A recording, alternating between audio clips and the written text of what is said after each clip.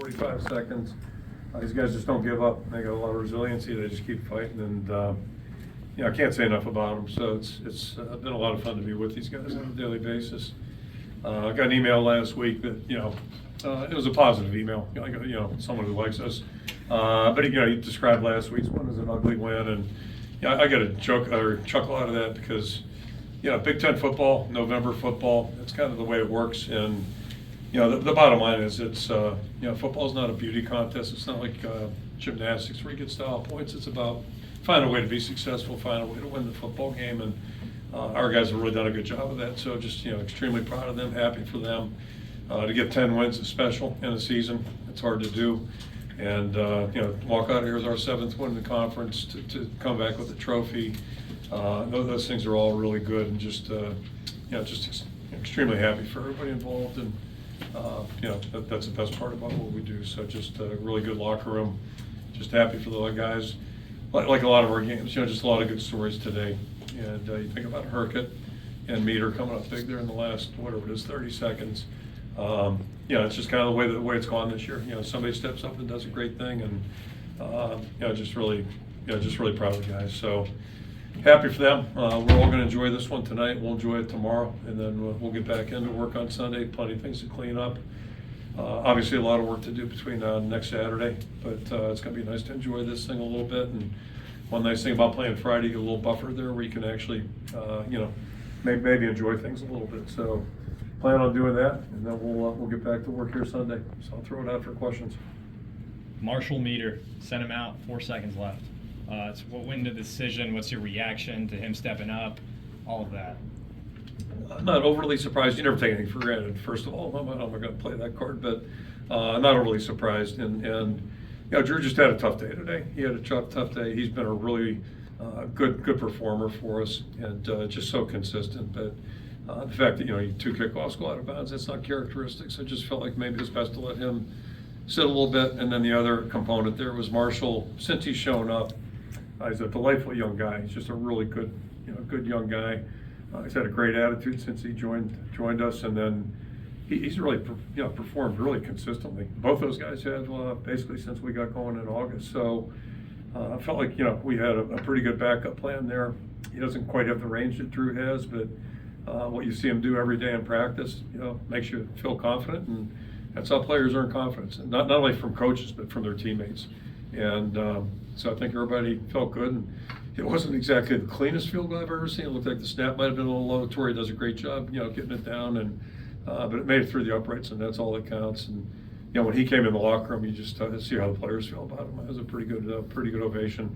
Kind of like the way they responded to Deacon. You can just tell they like him. But I think the reason they like him is they watch a guy perform in practice. He's a serious guy that cares. So it's kind of how football works. If a guy's got the right attributes and demonstrates that, then people tend to have confidence in him. You talk about finding a way to win, etc. In your mind, how did it happen in the second half? It seemed like they had all the momentum. Offense couldn't do much, or special teams kind of not characteristically great. Yep. How did you see you guys hang in there, I guess? Yeah, I mean, we didn't have a lot going at all in the second half that way. A lot of struggles, a couple 3-and-outs, or 3 of them, I guess, 4 in a row. Yeah, 4 in a row. Had the ball on the 1-yard line the one time. So, it was kind of the opposite of the first half that way. And sometimes football swings that way. But, as long as you're still playing, you figure you got a chance. And then, we throw the pick. I think it was our first turnover. So that was a little concerning. But then, we come back and get the pick and, take it from there. And maybe as pretty a play as there was in my mind during the day was LeSean hitting that last run. I don't know, it was like 12, 14 yards, but it looked like 70 to me. It was just, what was it? 22. 22. So, I mean, that was a pivotal play just because of the range and a little bit windy and all those kinds of things. So, and we knew the run game would be like that today. These guys have done a great job. So we knew there's going to be a lot of ugly runs, and that is a proper term for that. But then if you stay with it, hopefully you pop a couple too. And LeSean's another guy that's kind of represented our team. He had one of the worst plays of the season against Michigan State, and since that time he's just played great. So really proud of the way he's bounced back, and just had a lot of confidence in him. You look at Ethan Herkett and kind of the zone blitz that was called on that play. I mean, what was kind of your vantage point from that? And What did you think of the play call before it actually happened? Well, I mean, I don't second guess calls. First of all, offense, defense, or special teams. And our guys do a great job there, but that's a tough thing. It can be a tough deal if a guy, is hitting a little bit of D-line that pops out. So, just, it was great timing, great opportunistic play. And then you look pretty good run the football too. And just telling somebody there, I go back to when Reese and I went to Xavier High School when he's an underclassman. Reese was telling me, thought he might be as good a player as he was in the state as an underclassman. I asked him the question. I said, so why are we offering this guy? And then Reese was really tentative on all that. He has to talk to the 8th grade nurse and all that stuff. But it's we didn't know if he had the speed to be a linebacker.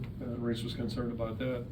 But, a lot of those guys make a pretty good D lineman. And Ethan's just a high motor guy and a really smart player. So it was a great moment for everybody.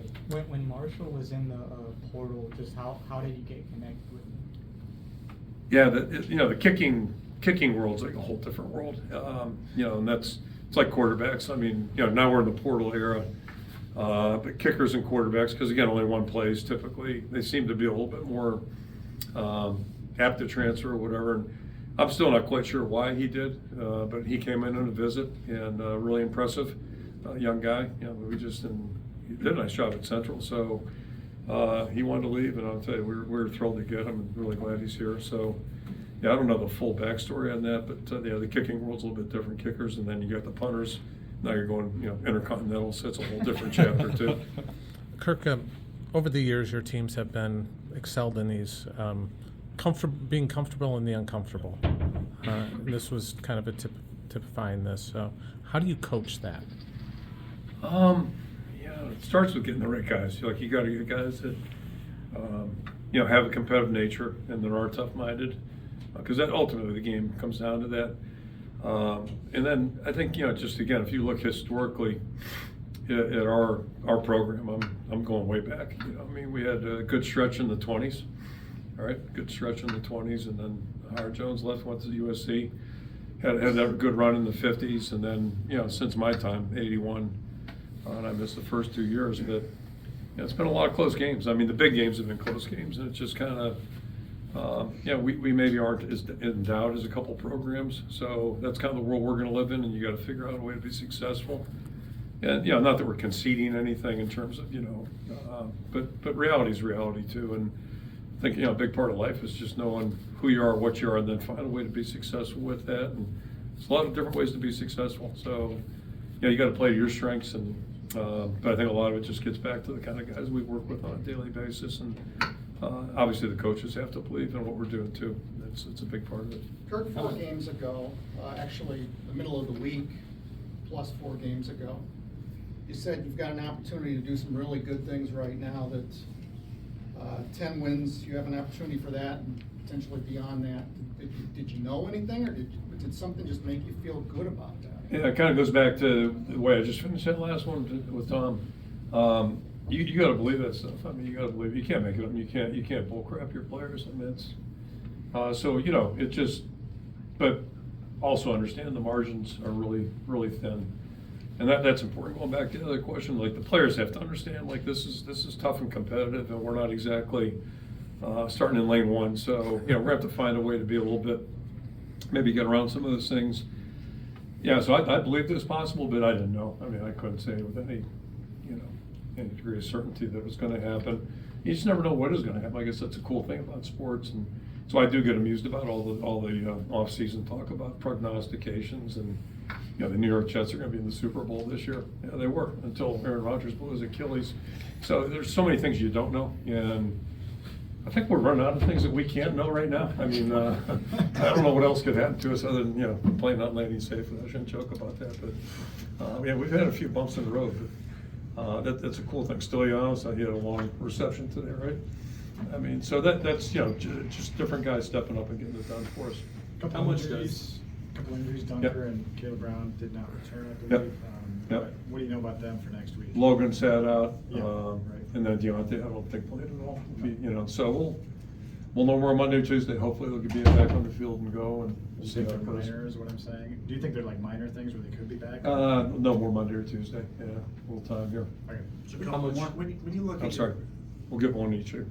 How much does it mean to hit this 10-win milestone, 10 regular season wins for a 5th time in your 25 years? How much does that mean to you? Well, 12 would have been better. We've only done that once, and that's hard, I can tell you. But yeah, it means a lot because it's the best we could do after losing to. Yeah, I won't go down that road. We got screwed. Okay, I'm just going to tell you, we got screwed in that one by a special replay system. I'm still not happy about that, quite frankly. So that's a different discussion for a different day. But nonetheless, it was a good season, and just really, it's special, really special. And I don't ever play that card, but I'm playing it right now. That's still the most ridiculous thing I've seen in the last, what's it, a quarter century? Okay, take that replay stuff and blow it up, start over again. I mean, we were trying to make this stuff rocket science, and it isn't. It's football.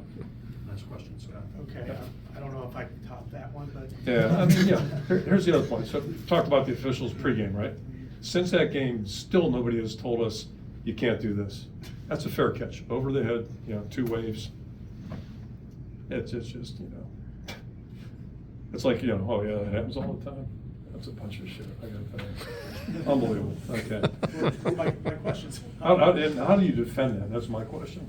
That's what really kind of ticks me off. How do you defend something like that? Anyway, I get it. First half, you guys. That's history too. I ain't coming back, so I get that too. I'm old enough to know that. And I'm old enough to remember when replay got started. The whole context was, if some official got screened, there's an obvious mistake, correct it. Let's move on. And now we're making it like a 5-minute dissertation every time they go to. I'm scared to death every time they go over there. And it's not the guys on the field's fault. It's not their fault. I want to be clear on that too. So anyway. I did want to ask about. Yeah, the first football. half. Yeah, I can't remember now. The first half, you guys were the dominant Yeah. team, but missing field goals, Yep. drop touchdown pass, overthrows, and then one inexplicable big play that went up over the Yeah. heads. How did that affect you guys mentally? Because it seemed like the momentum had completely flipped and you're kind of holding on. Yeah, and I don't know if you can ever trace that to one thing, because sometimes games do that, and it's weird. But to your point, by my math, it would have been we missed an opportunity to make a touchdown catch, and then we missed the field goal. So I'll call that 7 points plus another 3, so we left 10 out there. And then we're not. That's uncharacteristic. The big play. It was a coverage probably where we shouldn't give up a big play, so that's disappointing. Then you look at 12 games, how many of those we've given up.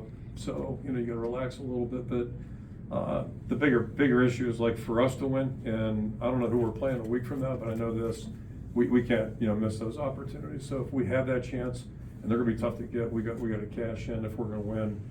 And then, we just got to play to our strengths, whatever our strengths are right now. We got to play to those, and, trying to be keeping the things that are doable. And not making those, that's still, a premise to winning. You got to make the plays that are doable.